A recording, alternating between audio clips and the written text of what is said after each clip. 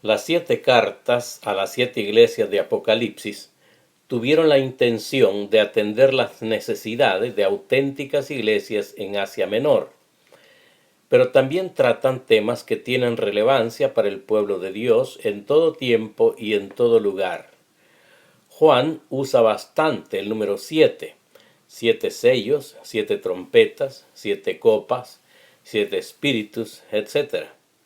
Lo que casi siempre en este libro significa completo. Por lo tanto, creemos que estas 7 iglesias son representativas del completo desarrollo de la iglesia a lo largo de toda su historia, desde el día de Pentecostés hasta la segunda venida de Cristo. Creemos también que la iglesia es vista aquí como una organización corporativa y no como un organismo vivo. Como un organismo vivo, la iglesia verdadera la forman individuos regenerados por el Espíritu Santo. Como organización corporativa, la iglesia está compuesta por todos los miembros de organizaciones que se autodenominan cristianas, es decir, que pretenden seguir a Cristo. Algunos miembros de esas organizaciones son verdaderos creyentes, pero otros no lo son. Hechas las aclaraciones anteriores, vamos a enfocar ahora nuestra atención en la última de las 7 iglesias de Apocalipsis, la Odisea, porque es representativa de la última etapa de la historia de la iglesia en este mundo, antes que tenga lugar la segunda venida de nuestro Señor Jesucristo. Sin embargo, para poder comprender mejor la verdadera causa de la apostasía rampante en la iglesia de la Odisea de hoy, es necesario que retrocedamos un poco en la historia, hasta el período de la Reforma. Esta tuvo lugar desde el momento en que Martín Lutero clavó sus 95 tesis en la Catedral de Wittenberg el 31 de octubre de 1517 hasta el año 1750.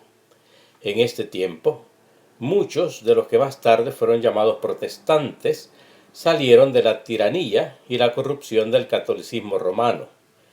Todo lo que Lutero hizo fue devolver la Biblia a los hombres, y con ella el sencillo evangelio de Jesucristo, sin corrupciones y sin los remiendos que el papado le había hecho. Martín Lutero inició un movimiento de regreso a la Biblia, que se extendería por el mundo entero. Él se apegó a la Biblia como única autoridad de fe y práctica, y esta es la herencia que nos dejó a todos los evangélicos de todas las denominaciones. Sin embargo, detrás de Martín Lutero hay un nombre casi desconocido para los protestantes de hoy: Desiderio Erasmo, un humanista del Renacimiento. Fue él quien en 1516 editó el texto griego que más tarde fue conocido como el Textus Receptus, que se convirtió en la base para la traducción de la Biblia de Lutero al alemán y la de William Tyndale al inglés. Aunque Erasmo era un católico romano, fue un oponente constante de los excesos de su iglesia y atacó muchas de sus prácticas y enseñanzas. La Iglesia Católica Romana criticó mucho sus escritos por rehusarse a usar la traducción latina de Jerónimo, una traducción que Erasmo consideraba inexacta. Erasmo detectó que el texto griego de Jerónimo había sido corrompido tan temprano como en el siglo IV y que había sido traducido solamente el manuscrito alejandrino vaticano, escrito precisamente en el siglo IV.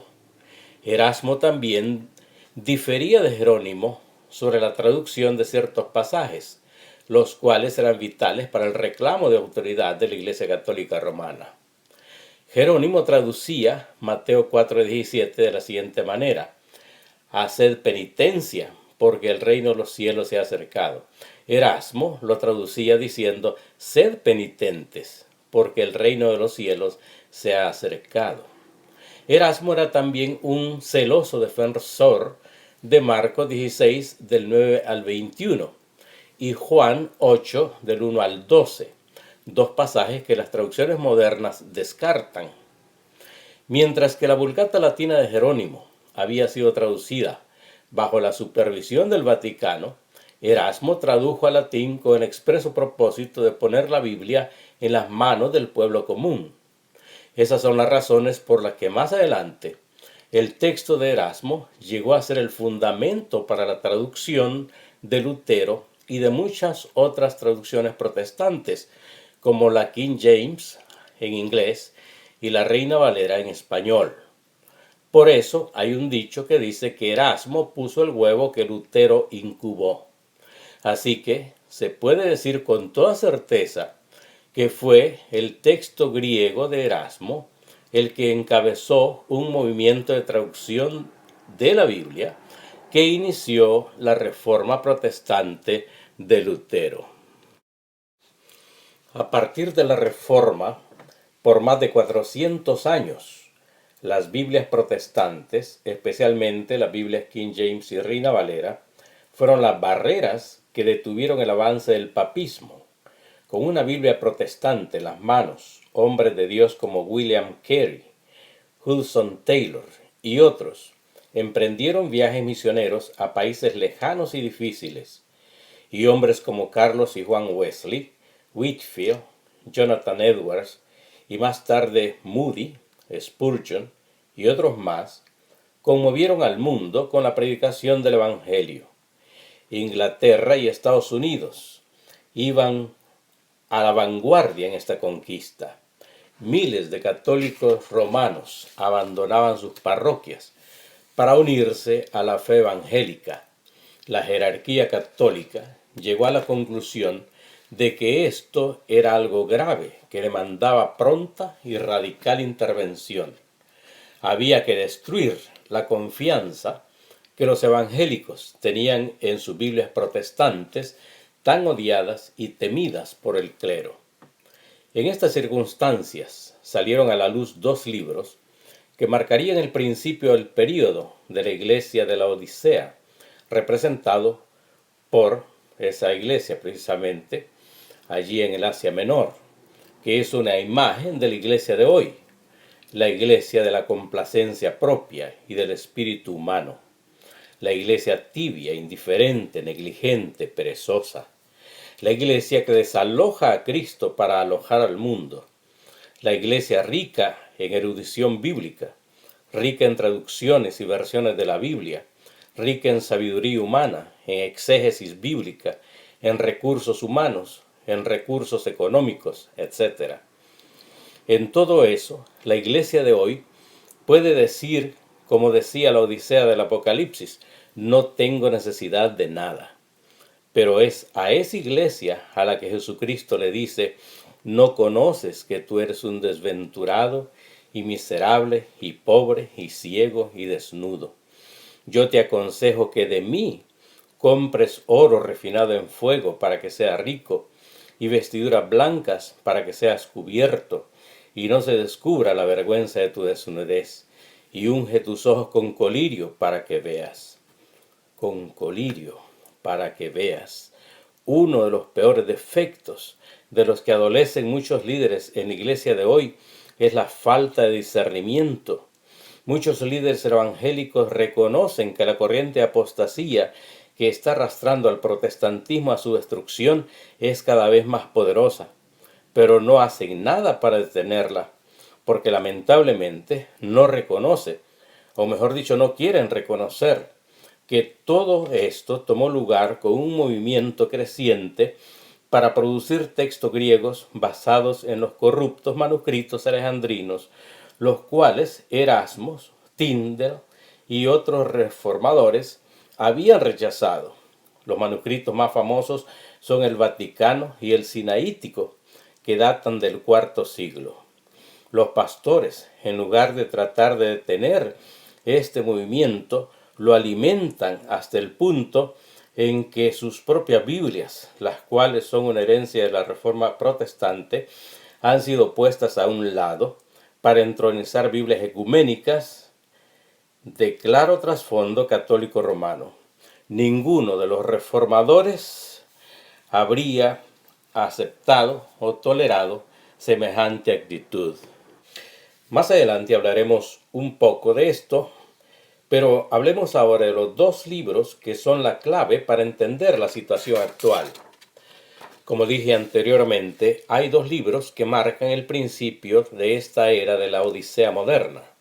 El primero fue publicado por Charles Darwin el 24 de noviembre de 1859. Su título, El origen de las especies. Este famoso libro, que expone la teoría de la evolución de Darwin, ha tenido innumerables consecuencias negativas sobre el pensamiento filosófico y social que han afectado la justicia social y la conducta del ser humano. Implícita en gran parte de la teoría de la evolución está la idea de que no hay Dios o que Dios no puede tener ningún papel en esto. Así que, naturalmente, como dicen muchos evolucionistas, la teoría de la evolución de Darwin es la maquinaria más fuerte para el ateísmo, y el ateísmo ha llevado a la gente a conclusiones que afectan su vida en general. No hay Dios, no hay vida después de la muerte, no hay fundamento último para la ética, no hay sentido último de la vida y no hay libre albedrío humano. Todo esto está profundamente conectado a una perspectiva evolutiva. Estás aquí hoy y te has ido mañana y no hay más que hacer, dice el Dr. Will Provine, profesor de Historia de la Biología en la Universidad Cornell. Habiendo sido anteriormente cristiano, él nos da esta inquietante visión de hasta dónde el darwinismo nos puede llevar. I never heard anything about evolution because it was illegal to teach it in Tennessee. Dr. Provine's first biology professor changed all that. He started talking about evolution as if it had no design in it whatsoever. And I came up to him and I said, "You left out the most important part." And he said, "If you feel the same way at the end of one quarter, I want you to stand up in front of the students in this class and tell them this deep whack in evolution." And I read that book so carefully, I could find no sign of there being any design whatsoever in evolution.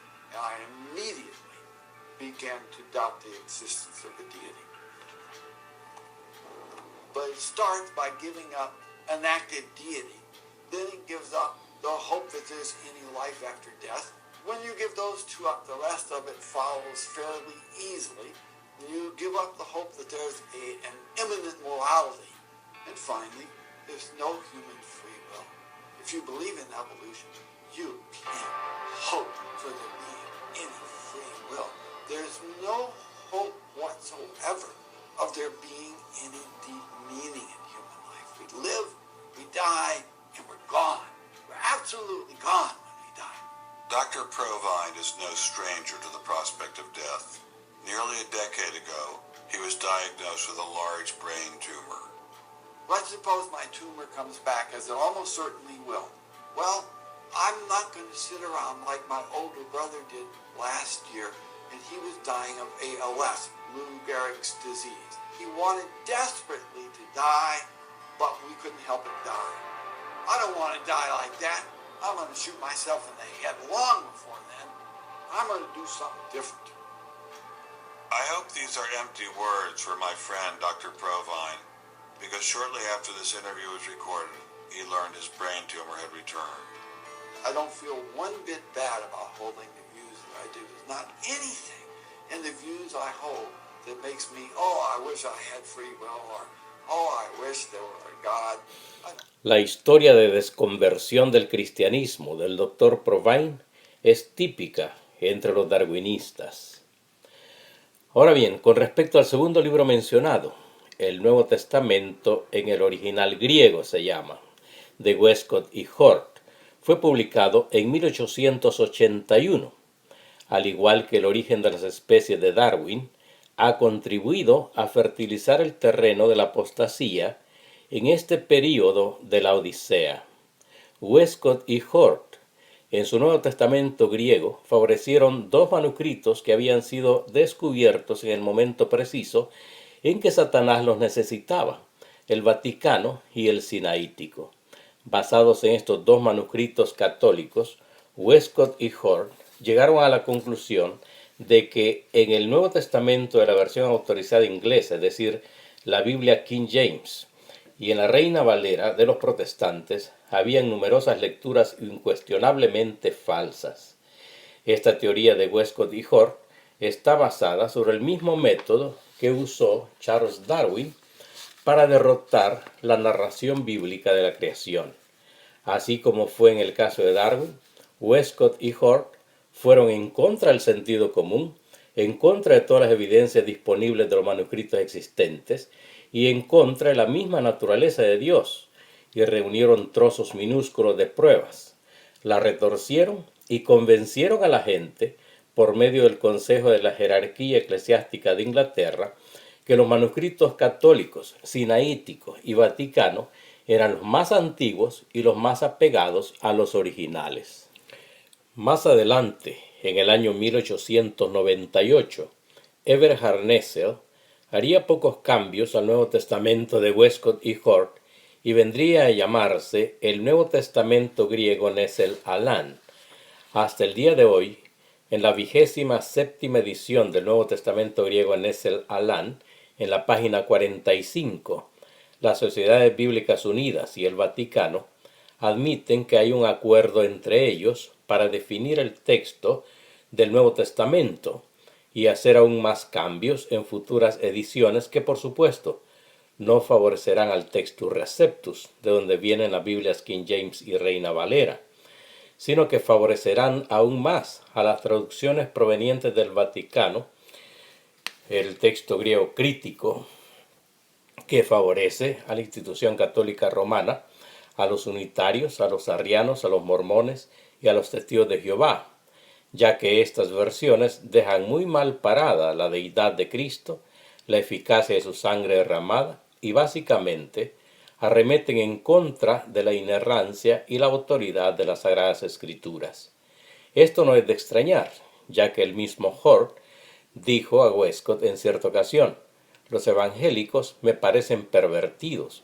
Me temo que las diferencias más serias que existen entre nosotros y los evangélicos giran sobre el tema de la autoridad, especialmente la autoridad de la Biblia. Para Westcott y Hort, la Biblia no era su máxima autoridad, por eso cualquiera que se llame a sí mismo evangélico fundamentalista y acepte cualesquiera de esas Biblias modernas como su autoridad final en doctrina y práctica, es una vergüenza para sí mismo, porque ninguna de las versiones modernas han sido producidas con el fin de ser la máxima autoridad, sino que todas han sido hechas para acomodarse a cualquier confesión de fe y a cualquier orientación moral. Westcott y Hort, ambos fallaron en aceptar las doctrinas bíblicas básicas que son fundamentales para la fe cristiana, y tenían gran admiración por un gran enemigo del cristianismo, como lo fue Charles Darwin. En cierta ocasión, Hort escribió entusiasmado a su colega Westcott diciendo: ¿alguna vez has leído a Darwin? ¿Cómo me gustaría hablar contigo acerca de esto? A pesar de las dificultades, me inclino a pensar que es irrefutable. En cualquier caso, es un placer leer semejante libro. Esto dijo refiriéndose al origen de las especies de Darwin. De este modo nos damos cuenta de que de alguna manera la teoría de la evolución de Darwin y la teoría de la crítica textual de Westcott y Hort tienen tras de sí una fuerza siniestra que los une y han tenido el mismo efecto devastador tanto en el mundo secular como en el cristianismo.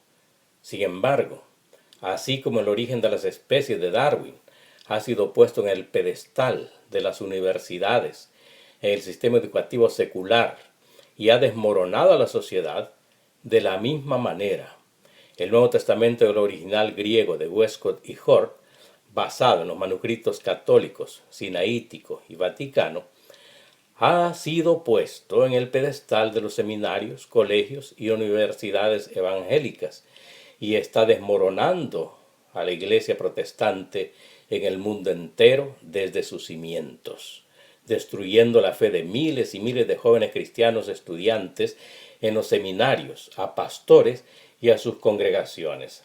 Déjenme mostrarles una evidencia palpable de la manera en que esta filosofía del texto crítico moderno ha introducido la apostasía dentro de la iglesia cristiana evangélica. Este es el doctor Gerald Dirks, antiguo ministro ordenado en la Iglesia Metodista Unida. Tiene un diploma de maestría en divinidades de Harvard y un doctorado en psicología de la Universidad de Denver. Una de las memorias de su infancia, según cuenta él mismo, es el sonido de las campanas de la iglesia anunciando la adoración matutina en una pequeña comunidad rural en Estados Unidos. Mientras sonaban las campanas, cuenta él, acudían juntos como una familia y hacían su recorrido a la iglesia. En adición a las reuniones sociales que patrocinaba la iglesia metodista a la que pertenecía su familia, se celebraban 2 semanas de escuela de vacaciones comunitaria cada junio. Sin embargo, la reunión de adoración y la escuela dominical eran eventos semanales, y él procuraba mantener perfecta su colección de pines y reconocimientos por la memorización de versículos bíblicos. En sus días de escuela intermedia, debido a que la iglesia metodista de su comunidad había cerrado, comenzó a asistir a otra iglesia metodista que no estaba lejos de su vecindario. Allí, sus pensamientos comenzaron a enfocarse en un llamado personal al ministerio y se involucró activamente en la sociedad juvenil y eventualmente sirvió como un oficial de distrito y conferencista. También llegó a ser un predicador regular del servicio dominical de los jóvenes. Su predicación comenzó a llamar la atención de la comunidad y ocasionalmente comenzó a ocupar el púlpito de otras iglesias, en una casa de asistencia de enfermería y en varias iglesias afiliadas con grupos de damas y jóvenes. En dichas reuniones batía récords de asistencia. Gerald Dirks obtuvo la licencia de predicador de la Iglesia Metodista Unida. Después de graduarse del Colegio Harvard en 1971, se matriculó en la Escuela de Divinidades de Harvard y allí obtuvo una maestría en divinidades en 1974. Habiendo sido previamente ordenado dentro del diaconado de la Iglesia Metodista Unida en 1972 y habiendo recibido una beca administrativa de la misma iglesia como un suplemento a su beca en la Escuela de Divinidades. Después de su graduación en la Escuela de Divinidades de Harvard, se ocupó durante el verano como ministro de 2 iglesias metodistas rurales en Kansas. Pero, según cuenta él mismo, al estar tras el púlpito, su conciencia lo atormentaba porque no creía más que la Biblia que tenía en sus manos fuera la autoridad final, ni para él ni para nadie. Pues aprendió en el seminario que mucho de lo que está en nuestras Biblias protestantes no se encuentra en los manuscritos más antiguos, es decir, el Sinaítico y el Vaticano. Gerald Dirks se tragó en el seminario toda la teoría de Westcott y Hort y ahora ya no es cristiano, sino que se convirtió al islamismo y escribe libros en defensa de la fe musulmana. Escúchelo y véalo usted en las palabras del mismo doctor Gerald Dirks. Have got to mention a few things about you. You were actually a former minister, a deacon, ordained deacon in the United Methodist Church. and you have a master's degree in divinity from Harvard University. From Harvard Divinity School, correct. Wow, this is, and the list goes on. You were a preacher starting at a young age. You worked as a youth minister, ordained minister, and the list goes on. We have some books also here that you have authored. Yes. We're going to mention just a few of the books here. You have the Abraham, the Friend of God, which is this book here. Well, that's actually the Abrahamic Faiths. The Abrahamic Faiths. You have Easy to Understand Islam. It's another book here. We have Muslims in America, the history. Yeah. And you have Letters to My Elders in Islam. Yes. You have Understanding Islam.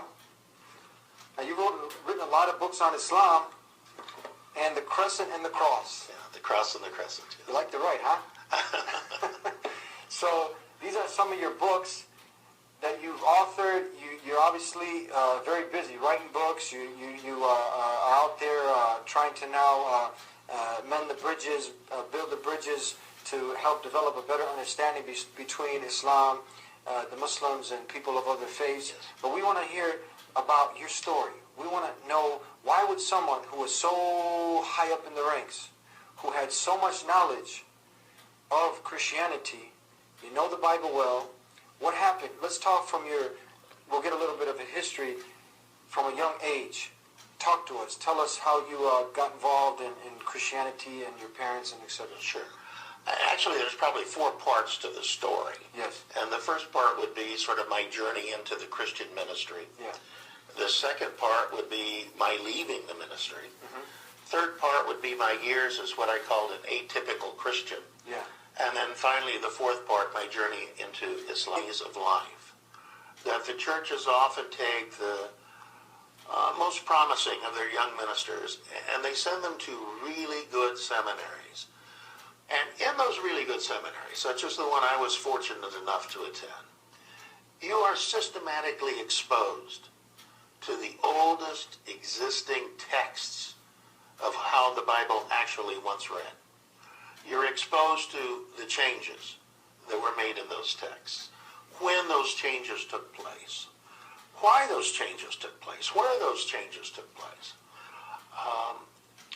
So once you receive that knowledge, and those changes, by the way, raise serious questions about such fundamental Christian doctrines as the Trinity, the sonship of Jesus Christ, peace be upon him, the crucifixion event, and the doctrine of atonement and the blood. So a lot of knowledge was lost in the destruction of these books.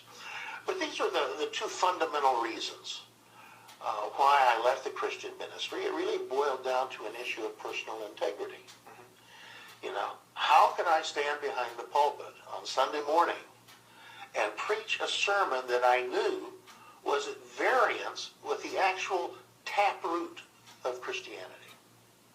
Of course, if I stood behind the pulpit on Sunday morning and preached what I had been taught in seminary, I'd be looking for a new job within a week.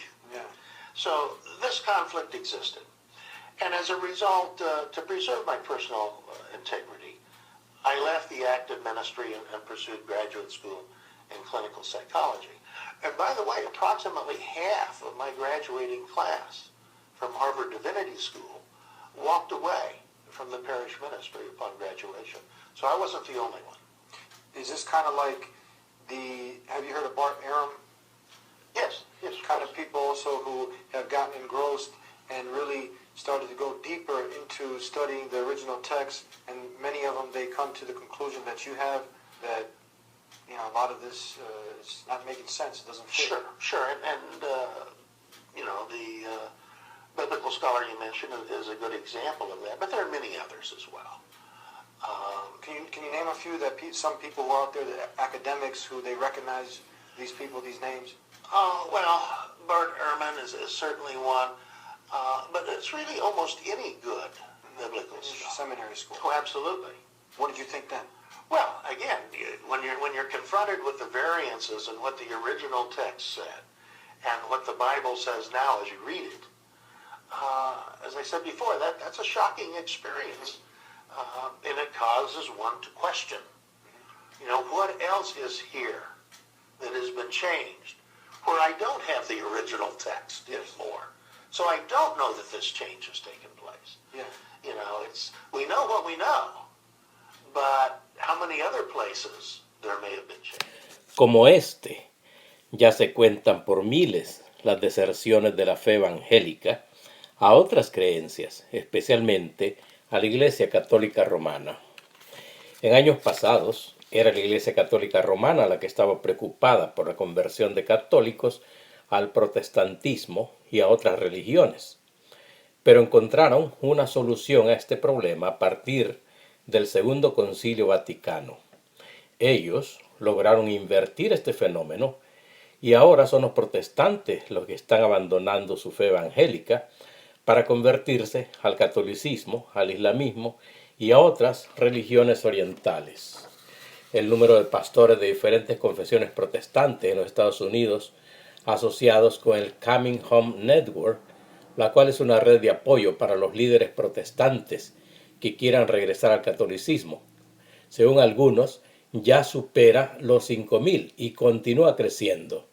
El doctor Scott Hahn, quien fuera en su juventud un presbiteriano muy anticatólico, que consideraba a la Iglesia Católica como una entidad anticristiana, ha ejercido una gran influencia con su libro Roma, Dulce Hogar, que detalla su experiencia de conversión al catolicismo, que comenzó cuando sus estudios lo llevaron a comprender, según él, la relación entre Dios y su pueblo como alianza sobrenatural. Para cualquiera que sea un observador despierto, resulta evidente que la disminución del número de protestantes y la deserción de los mismos al catolicismo y a otras religiones es consecuencia de la influencia del Segundo Concilio Vaticano, el cual impulsó la traducción bíblica moderna en trabajo cooperativo entre teólogos católicos y protestantes. Estos últimos acabaron por sacar de los púlpitos sus propias Biblias protestantes, King James y Reina Valera, traducidas de los textos provenientes de Antioquía, que fue el centro misionero de los apóstoles, y metieron traducciones modernas basadas en textos egipcios alejandrinos, en donde estuvo la cuna del gnosticismo. Desde el momento en que los pastores protestantes hicieron a un lado su propia Biblia y dejaron entrar cientos de falsificaciones, han estado dispuestos a dejar entrar a sus iglesias cualquier otra cosa. Ante una situación semejante, el Señor le dijo a Israel: porque dos males ha hecho mi pueblo. Me dejaron a mí, fuente de agua viva, por cavar para sí cisternas rotas que no retienen el agua. Jeremías 2:13. ¿Sabía usted que las versiones modernas de la Biblia no retienen la sana doctrina, sino que hacen a Jesucristo mentiroso, atacan su deidad, lo comparan con Lucifer, debilitan el testimonio del Padre, del Verbo y del Espíritu Santo, y no confiesan que Jesucristo ha venido en carne? Pero hay muchos cristianos a los que esto no les importa. Sin embargo, dicen que están contendiendo por la sana doctrina y que son columna y baluarte de la verdad.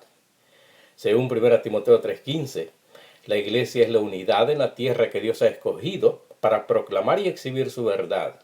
La casa de Dios se define como la iglesia del Dios viviente, columna y baluarte de la verdad, lo cual conlleva el pensamiento de fundamento y estructura defensiva. Pero en lugar de eso, la iglesia de la Odisea ha echado fuera de su recinto litúrgicos a la verdadera palabra escrita y a la verdadera palabra encarnada. Ambos están fuera tocando la puerta de una iglesia tibia, indiferente y orgullosa de sus recursos, sin saber que es una iglesia desventurada, miserable, pobre, ciega y desnuda. El consejo del Señor para la Odisea de aquel tiempo y para la iglesia de hoy es el siguiente: yo te aconsejo que de mí compres oro refinado en fuego. Esto puede referirse a la incorruptible palabra de Dios, purificada 7 veces, según el Salmo 12, 6 y 7, de acuerdo a la King James y a la Reina Valera. Y continúa diciendo: para que seas rico, y vestiduras blancas para que te vistas, es decir, la justicia práctica en la vida. Y no se descubra la vergüenza de tu desnudez, sigue diciendo, y unge tus ojos con colirio para que veas. O sea, un verdadero discernimiento espiritual para darse cuenta de la gravedad de su situación. Este consejo es apropiado para una iglesia que ha abandonado el consejo de Dios, para una iglesia que ha sustituido su verdadera palabra por cientos de traducciones ecuménicas. Este consejo es apropiado para una iglesia que ha dejado de ser celosa por la contención ardiente de la Biblia, para una iglesia que no es ni pagana ni cristiana, ni corrompida ni convertida. No se requiere mucho escrutinio para observar que estamos viviendo en pleno espíritu de la Odisea. Pero el Señor es tan misericordioso que aun cuando encuentra que la puerta de su misma iglesia está cerrada para él, no se retira enseguida, sino que pacientemente toca y hace un llamado particular. si alguno oye mi voz. El Señor sabe que la iglesia como tal no le abrirá la puerta, porque por un lado, la mayoría de los líderes están comprometidos con su círculo académico o denominación y deben lealtad a sus máximos dirigentes. Esto hace que sea difícil que den marcha atrás. Por el otro lado, la mayoría de los miembros de las iglesias locales o tienen temor de ser vistos como divisivos e individualistas, o no se sienten capaces de sostener una posición distinta a la de la mayoría. Pero nuestro Señor también es consciente que habrá individuos que en medio de tal situación en las distintas organizaciones cristianas abrirán la puerta de su corazón y volverán a la fuente pura de la palabra, la cual alimentará su fe en medio de la peor apostasía que continuará desarrollándose ampliamente hasta que se produzca el levantamiento de la verdadera iglesia y luego se manifieste en toda su plenitud el misterio de la iniquidad. Hasta ese día, el Señor quiere que seamos celosos, que contendamos ardientemente, no por ciertas doctrinas particulares de nuestras denominaciones, sino por la palabra misma, que es de donde sacamos la sana doctrina. Quiera Dios que nos mantengamos velando y orando, cada uno en particular, a la vez que advertimos a otros para no caer en la tentación de la crítica textual moderna, que es la causa de la rampante apostasía de nuestros días. Antes de despedirme, quiero invitarles a que miren estos otros videos donde encontrará mucha más información.